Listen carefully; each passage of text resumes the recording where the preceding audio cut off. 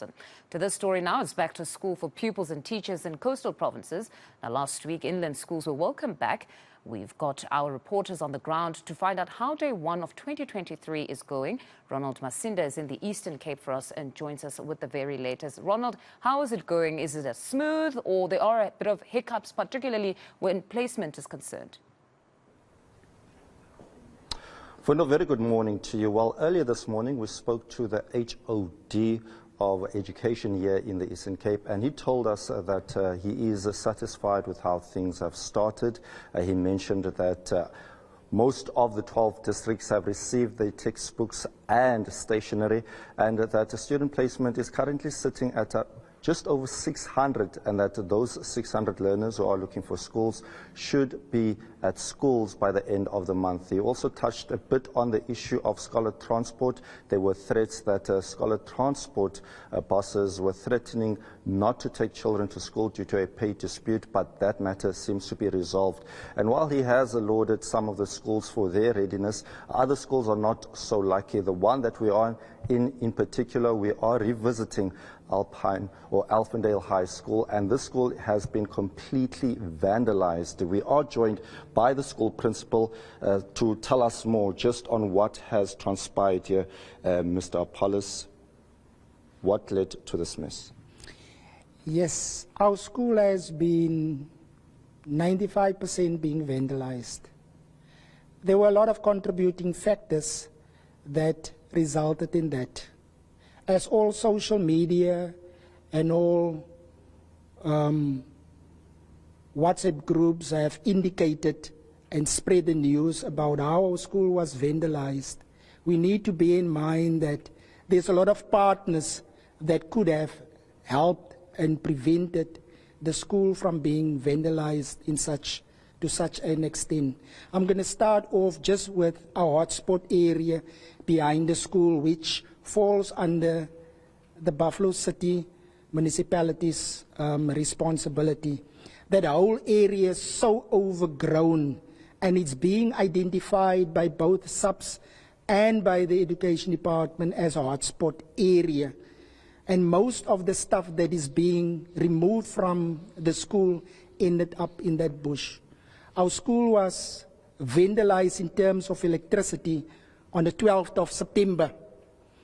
And we were, whilst the country was experiencing intermittent load shedding, we were experiencing total load shedding at the school since September.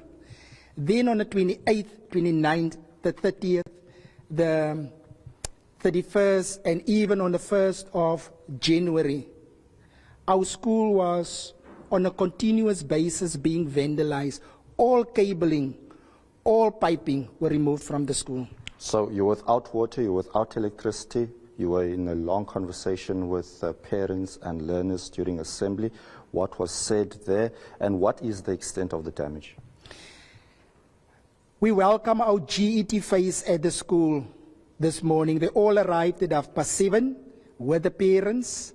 Our main goal today is to welcome our parents back, our parents with the learners at Alphindale, the GET, that's the grade 8s and the grade 9s. It was made quite clear to them that the main purpose for you today is your registration. You will be put into classes. You will receive your stationery. You will receive the code of conduct. But very important, our interaction with them can only be for 2 hours. After 2 hours, the child then will have a need to make use of a toilet. So we have to operate for the 2 hours and then dismiss these learners. Only for 2 hours? Only for 2 hours. How long do you think this will persist for? How long it will persist? My interaction with the department, we had a public meeting. They assured us that they will do the level best in making sure that our water is being connected, that contractors will be sent out. In our public meeting last week, they said they want to do it this week.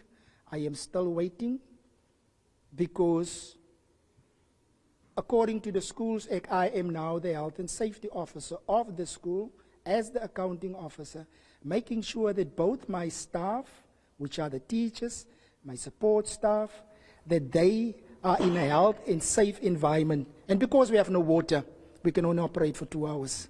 Very briefly, before I bring in Mr. Davids into the conversation, I want to touch on, is there any way around this, just to assist learners to have proper schooling, portable toilets, for example, or have you had discussions with the department perhaps over a possibility of homeschooling? We never touched on the issue of homeschooling with the department because when we had our public meeting, we gathered as a community and as teachers from that public meeting that contractors might come out this week and get the school ready for opening because it is about the water and the municipality. The water is just switched off, but all piping systems that connects this water is being vandalized to such an extent. If we open the water now, the whole school floods. Wow. Okay. Hold that thought. Thank you so much for your time. Let's bring in Mr. Craig Davids. He is a community leader here in Buffalo Flats. Mr. Davids, thank you so much for your time. We heard from the principal. I mean, we are seeing quite a vandalized room. Can you tell us a bit more? We hear that some of the criminals who have broken in here have been caught. Are these people known to the school? Yes, thank you, sir. The people are known to the school, and there is 1 or 2 that is in jail currently. The unfortunate part is that more people are supposed to be there, and we went to SAPS and we asked them to act on the information that is there. Unfortunately, it's not forthcoming. Just last question to you. I mean, it's quite sad, to say the least, in terms of how kids will be deprived of learning. I mean, 2 hours is simply not enough. Has the school done enough, in your view, in terms of trying to find other ways to assist learners? You mentioned churches briefly before we came to this live. Tell us more. Yes. No, look, we as a community, we should engage the churches, the fraternals, the pastors' fraternals, to say, avail your schools here in Buffalo Flats, your churches here in Buffalo Flats, so that teaching can take place in the churches, or even the sports grounds where we can go to SANDF and get tents where we can put it up in, because at the field there is at least water and there's sanitation, there's toilets and everything is there. So we can do classes there all over, whilst we're still waiting for the department to come on board and finish off what they are going to do. All right, Mr. Davids, thank you so much for your time. Well, that is the situation in Mfundo, and also worth mentioning that this school also had security, but due to the threats that security faced from criminals nearby, they've decided not to continue with their services here at the school.